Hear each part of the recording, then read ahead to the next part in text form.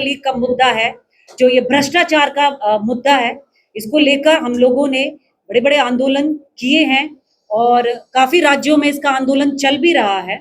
लेकिन ये आपको साफ-साफ दिखाई देगा कि ये सेंट्रल गवर्नमेंट हो, बीजेपी की या कहीं भी उनकी स्टेट गवर्नमेंट हो, ये इस चीज़ को लेके, इन मुद्दों को लेके बिल्कुल भी सीरियस नहीं है। क्यों? क्योंकि रोज़गार का मुद्दा इनके लिए कभी मुद्दा रहा ही नहीं है।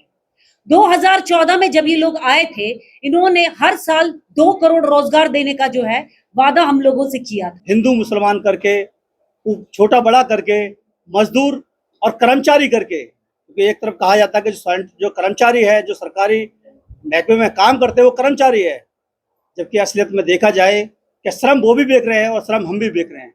चाहे हम मकान बना रहे हैं, चाहे हम नाले में काम कर रहे हैं, चाहे रोड बना रहे हैं, तो श्रम हम भी बेच रहे हैं। आज जो श्रम की कीमत है उनकी नज़र में कुछ है नहीं। आप देखिए, सरकार ने जो अभी संसद बनाया वो किसने बनाया? वो हम जैसे कर्मचारियों ने, भवन निर्माण के कर्मचारियों ने।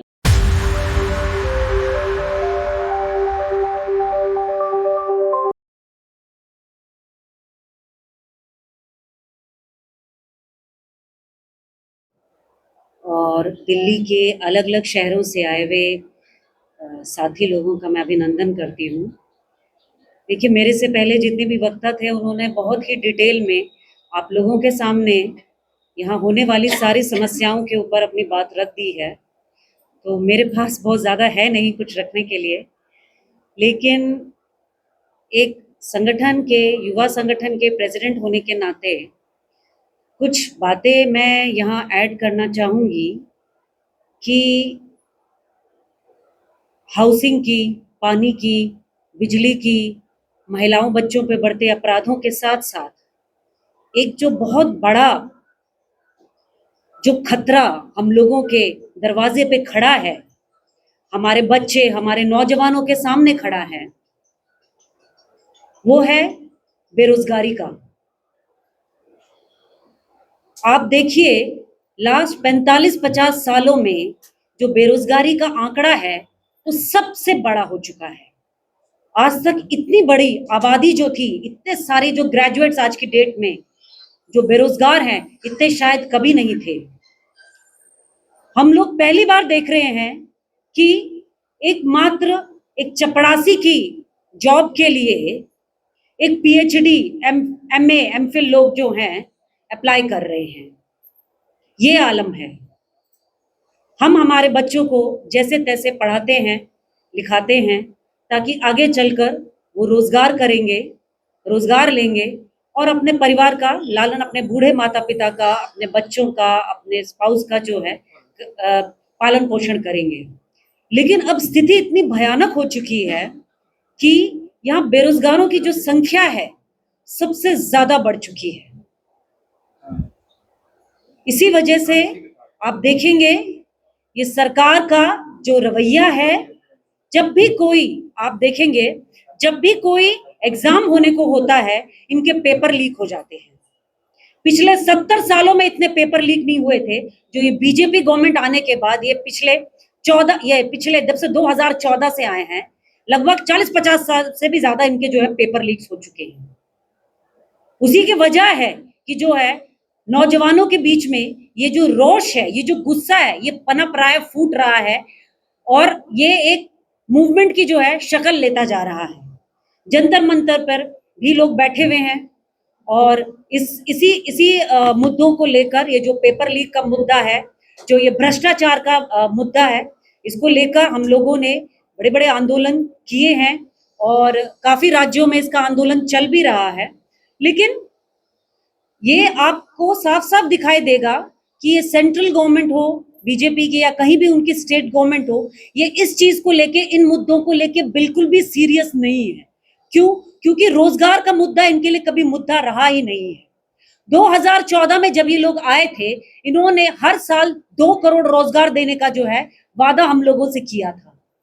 2 करोड़ तो आप छोड़िए, इन्होंने 2 लाख जो है, 1% भी जो है निकाली नहीं है। और अगर कोई निकाली भी जाती है तो आप देखोगे कि उसके जो है पेपर लीक हो जाते हैं, नेक्स्ट ईयर तक पेपर पोस्टपोन हो जाता है और कब उसका रिजल्ट आएगा और कब बच्चों को जो है नौकरी मिलेगी, इसका कोई जो है इसका कोई अता पता नहीं है।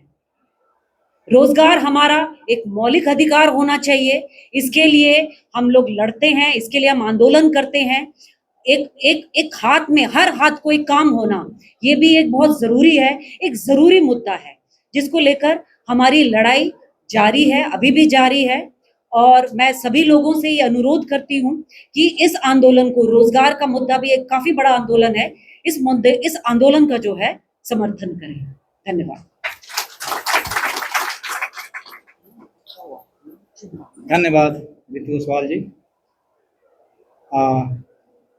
अभी हमारे जो बलसवा जहांगीरपुरी लोकल कमेटी के इंचार्ज निर्मल जी से अनुरोध करूँगा कि वो आएँ और मंच पर उपस्थित प्रोफेसर जी और मुख्य वक्ता हमारे रमेश प्रसाद जी। तो साथियों, आज ये जो जनसभा हो रही है, आप सभी जानते हैं, हम जैसे बलसवा जहांगीरपुरी के लोग आए हैं कि जो अपने क्षेत्र की जो समस्या है, जैसे हम देख रहे हैं, सरकार आने से पहले बहुत बड़ा वायदा किया गया था कि हमारे यहाँ पर पानी की निकासी होगी, रोड बनेगा, स्कूल सही होंगे। मगर हम जो देख रहे हैं कि सुविधा के नाम पर आज रोड जो थोड़े बहुत बने थे वो भी तोड़ दिए गए, उखाड़ दिए गए। और पानी का जो जल भराव हमारे चारों तरफ हो रहा है, और जो पहले कभी एमसीडी द्वारा जो मच्छरों की दवाई का छिड़काव होता था वो नहीं हुआ। और अगर उनसे कहो तो वो कहते हैं कि हमारे पास दवाइयाँ नहीं हैं, कर्मचारी उपस्थित नहीं है। इस तरह की जो समस्या एक तरफ जो सभी साथियों ने रखा है, तो जीवन से जुड़ी हुई बातें, और ये भी हमारे जीवन से जुड़ी हुई बातें हैं, क्योंकि जहाँ हम रह रहे हैं वहाँ हमें चलने के लिए अच्छा रास्ता चाहिए, वहाँ रहने के लिए हमें स्वास्थ्य की ज़रूरत है। जैसे अभी काफ़ी 3 साल से हमारे जगजीवन राम हॉस्पिटल के अंदर में एक अल्ट्रासाउंड की मशीन नहीं है, जो ख़राब हो गई थी, जब से अभी तक वो चालू नहीं हुई। ये क्या समस्या नहीं है? जो समस्या हमारे चारों तरफ है, मगर हम लोगों को क्यों नहीं दिख रहा? कॉलोनी में रहने के बाद हम अपनी समस्या से क्यों मुंह मोड़ रहे हैं? क्यों हम आंदोलन में नहीं आना चाहते? अगर हम इस तरीके से आंदोलन में नहीं आएंगे और हम बढ़ चढ़ कर भाग इस तरीके से नहीं लेंगे, तो आप देखेंगे समस्या दिन पे दिन और बढ़ती जाएगी। तो हमें समस्या का अगर समाधान देखना है तो हमारी एकता में बल है। पहले कभी आपने देखा होगा कि टीवी के माध्यम से एक ऐड आती थी जिसमें दिखाया जाता कि सब एक रहेंगे, तो एक जब रहेंगे तो सारे काम होंगे। और आज देखो, आज आप सभी जानते हैं कि आज हम रहने के साथ साथ, एक होने के साथ साथ हम सब एक होना चाहते हैं, मगर सरकार किस तरीके से हिंदू मुसलमान करके, छोटा बड़ा करके, मजदूर और कर्मचारी करके, क्योंकि एक तरफ कहा जाता है कि जो कर्मचारी है, जो सरकारी महकमे में काम करते हैं, वो कर्मचारी है, जबकि असलियत में देखा जाए कि श्रम वो भी बेच रहे हैं और श्रम हम भी बेच रहे हैं। चाहे हम मकान बना रहे हैं, चाहे हम नाले में काम कर रहे हैं, चाहे रोड बना रहे हैं, तो श्रम हम भी बेच रहे हैं। आज जो श्रम की कीमत है उनकी नज़र में कुछ है नहीं। आप देखिए, सरकार ने जो अभी संसद बनाया वो किसने बनाया? वो हम जैसे कर्मचारियों ने, भवन निर्माण के कर्मचारियों ने। उसमें बिजली की फिटिंग की, पानी की फिटिंग की किसने? वो भवन निर्माण के कर्मचारियों ने। मगर आज सरकार दावा करती है कि हमने बनाया। तो अगर वो पैसा लेकर रख दें कहीं पर, अगर हम श्रम ना करें उसमें, तो आप देखो पैसा वहीं का वहीं रखा रहेगा। ना तो कोई बिल्डिंग बनेगी, ना कोई शहर बनेगा, ना कोई गाँव बनेगा, ना कोई रोड बनेगा। ये हमें समझना चाहिए कि हमारी ताकत कितनी बड़ी है कि हम चाहे तो बिल्डिंग को गिरा सकते हैं और बिल्डिंग को बना भी सकते हैं। अगर ये अपनी ताकत को पहचानेंगे आज, तो इस आंदोलन को, अगर इस आवाज़ को, और आज जो जनसभा हो रही है, इसके सही विचार को लेकर हम लोगों में जाएंगे और लोगों से कहेंगे कि अगर बगैर आंदोलन के दूसरा कोई रास्ता नहीं है। क्योंकि 2014 में भी सरकार ने कहा था कि बहुत हुई महंगाई की मार, अब की बार मोदी सरकार आने के बाद क्या हुआ? सिलेंडर महंगा हुआ, शिक्षा महंगी हुई, राशन महंगा हुआ, बिजली महंगी हुई, पानी महंगा हुआ, हर चीज़ महंगाई बढ़ गई। तो इससे हमें क्या सीखना है? हमें इससे क्या सबक मिलता है कि जो सरकार बोल रही है वो किस तरीके से झूठ बोल रही है। और इनका झूठ का पर्दाफाश करने के लिए आप सोचो, कोई मीडिया आएगी, ये बड़ी बड़ी जो मीडिया जो बैठी हुई हैं वो इनको दिखाएंगी, वो इनको क्या, इनकी समस्या को क्या, हमारी समस्या को क्या, वो किसी को कुछ नहीं दिखाएंगे। जैसा ये लोग बोलेंगे कि इनके बारे में झूठ परोसना है, तो मीडिया रात दिन वो झूठ परोस रही है। आजकल जो छोटे मोटे जो मीडिया वाले हैं वो थोड़ा बहुत हमारे प्रोग्राम को ले जाकर दिखाते भी हैं। वो क्यों? क्योंकि अगर वो भी दिखाते हैं तो जैसे पीछे कई चैनलों को इन्होंने प्रतिबंध किया जो सही आवाज़ उठा रहे हैं, सरकार उनका गला दबाना चाहती है।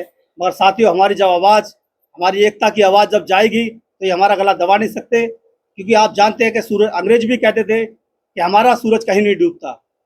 अगर यहाँ सूरज निकलता है तो उधर अंधेरा और उधर अंधेरा होता था, तो यहाँ सूरज। जो अंग्रेजों का शासन था उसका भी हमारे देश की जनता ने उनका भी सूरज डुबो दिया। अगर हम चाहते हैं कि हम इन समस्या से समाधान चाहते हैं, जैसे बच्चों की शिक्षा, हमारा स्वास्थ्य, रोजगार, ये सभी की समस्या का एक ही समाधान है कि हम लोग को मिलकर आंदोलन करना पड़ेगा और इसके सिवा हमारे पास कोई दूसरा रास्ता नहीं है। धन्यवाद सर।